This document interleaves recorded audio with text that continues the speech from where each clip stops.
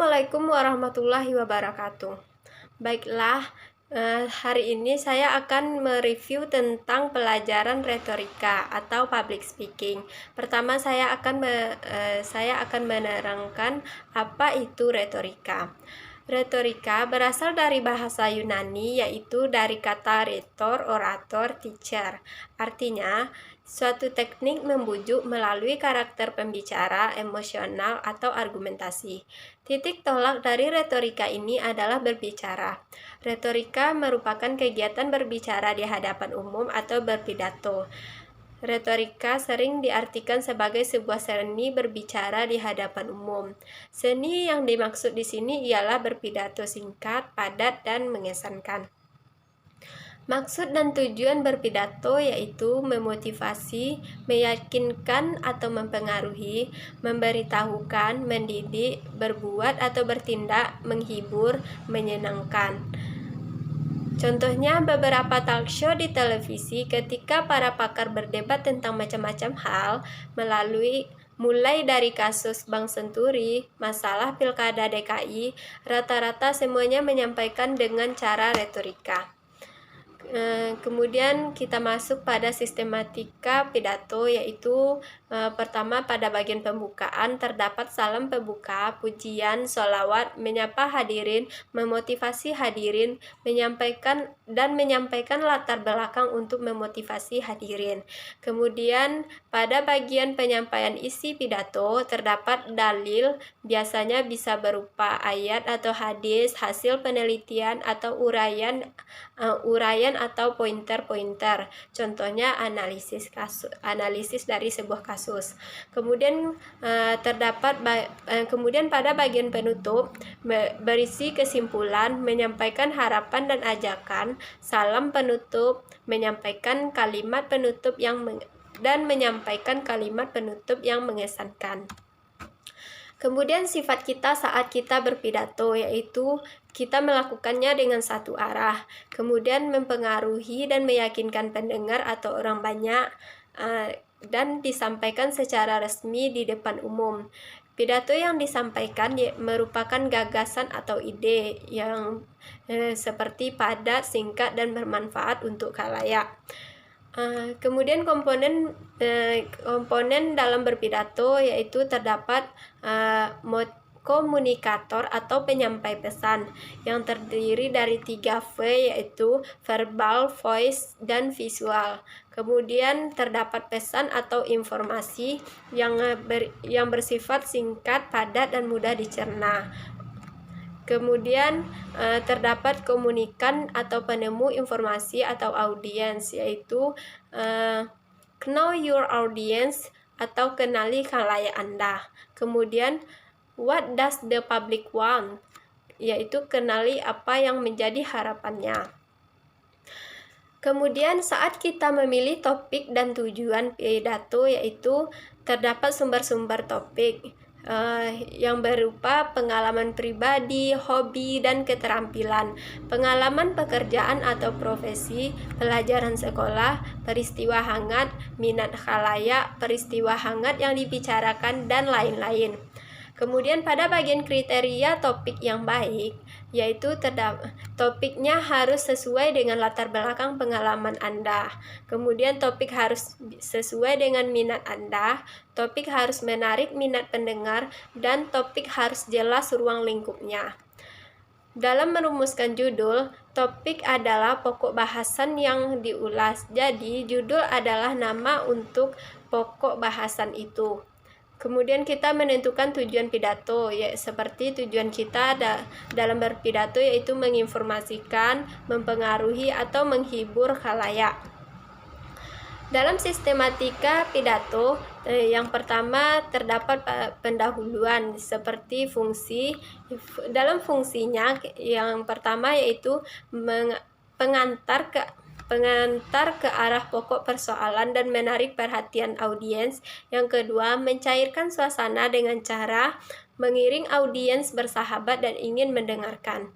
Yang ketiga, memikat publik, menarik minat atau ketertarikan dengan subjek atau topik menarik dan menantang, termasuk gaya bicara.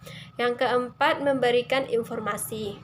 Kemudian pada bagian teknik pembukaan, kita dapat mengajukan pertanyaan, menyajikan ilustrasi, memberikan fakta, atau bahkan pengalaman kita sendiri. Kemudian dalam sistematika pidato terdapat badan pidato atau bodinya, yaitu menyampaikan pembahasan bisa berupa dalil atau uraian sesuai topik, kemudian mengemukakan latar belakang, mengaitkan dengan kepentingan audiens, dan menyampaikan argumen yang mendukung. Kemudian terdapat kesimpulan. Kesimpulan yaitu akhir naskah pidato kita singkat dan sederhana, pesan yang mengesankan audiens. Sebaiknya kita menghindari fakta baru, kata-kata mubazir. Kemudian pada kesimpulan terdapat susunan anti klimaks. Cara berpidato, kita boleh memilih sesuai dengan Cara membuka pidato, kita boleh memilih sesuai situasi dan selera kita masing-masing, yaitu seperti kita langsung menyebutkan pokok persoalan, biasanya bila topik jadi pusat pembicaranya. Kemudian melukiskan latar belakang mengapa timbul masalah, kaitannya dengan khalayak, mengapa kita memilih masalah tersebut. Kemudian menghubungkan dengan peristiwa mutakhir atau kejadian yang menjadikan pusat perhatian, menghubungkan dengan peristiwa yang sedang diperingati, menghubungkan dengan tempat pelaksanaan acara, menghubungkan dengan suasana emosi yang tengah meliputi khalayak, memberikan pujian kepada khalayak atas perhatian mereka, mulai dengan pertanyaan mengejutkan, mengajukan pertanyaan provokatif atau serentetan pertanyaan, menyatakan kutipan, menceritakan pengalaman pribadi, membuat humor, dan lain-lain. Kemudian prinsip-prinsip kita dalam menyampaikan pidato. Yang pertama, terdapatnya kontak. Terjadinya sebuah kontak, yaitu kontak visual dan kontak mental. Kemudian ada karakteristik olah vokal seperti pidato, yaitu pidatonya seperti teater yang sangat bergantung pada akting dan olah vokal. Kemudian olah visual, berupa ekspresi komunikasi nonverbal. Bagi juru dakwah seperti lisanul hal aqwa min lisanil makal, gerakan dan lain-lain.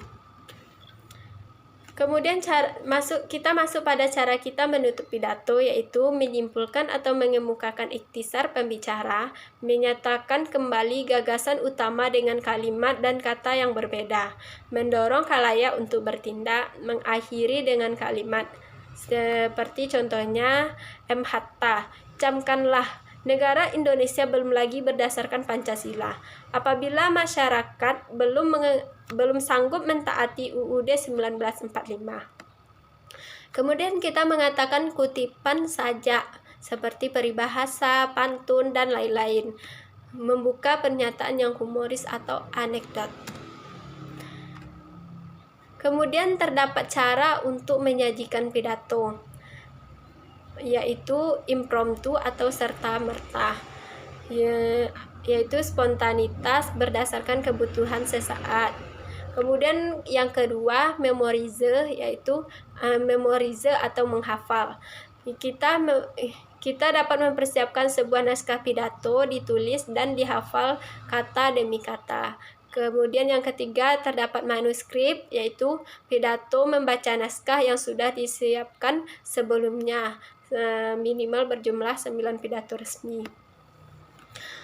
Kemudian pada bagian yang keempatnya, yaitu extemporer, menulis hanya pokok-pokok pembicara atau outline dan mengembangkan dengan bahasa sendiri. Dalam menyiapkan kerangka pidato, ada 4 cara berpidato di hadapan hadirin atau di depan umum, yaitu yang pertama membaca naskah, yang kedua menghafal, yang ketiga spontanitas, dan yang keempat menguraikan kerangka. Contoh kerangka pidato, yaitu yang pertama pembukaan sekitar 10%, yaitu pernyataan pembuka atau menarik perhatian audiens, tesis atau menguraikan masalah kita. Yang kedua, batang tubuh pidato sebanyak 80%, yaitu poin utama yang pertama yaitu subpoin 1, 2, 3, kemudian poin utama kedua yaitu 1, 2, 3 dan seterusnya. Kemudian kita masuk pada bagian penutup yaitu sekitar 10%, ringkasannya yaitu berupa ringkasan, pernyataan atau uraian yang mengesankan atau ajakan untuk bertindak. Kemudian saat kita berpidato, kita perlu membangun kepercayaan diri dari kecemasan berkomunikasi atau diagnosis, yaitu sebab-sebab sebab-sebab terdapat kecemasan dalam komunikasi, membangun kredibilitas atau otoritas, good sense, good karakter, goodwill, dan dinamis. Kemudian cara kita menarik perhatian audiens dalam berpidato, yaitu pertama dengan memulainya dengan fakta menghentak atau angka statistik. Yang kedua, melontarkan sebuah atau serangkaian pertanyaan. Yang ketiga, mulai dengan kutipan. Yang keempat, mulai dengan kisah lucu atau humor. Cara mengatasi gugup yaitu berlatih secara rutin, beranikan diri untuk tampil di depan umum, menyiapkan catatan kecil, dan percaya diri. Baiklah, sekian yang dapat saya sampaikan hari ini. Semoga bermanfaat untuk kita semua. Assalamualaikum warahmatullahi wabarakatuh.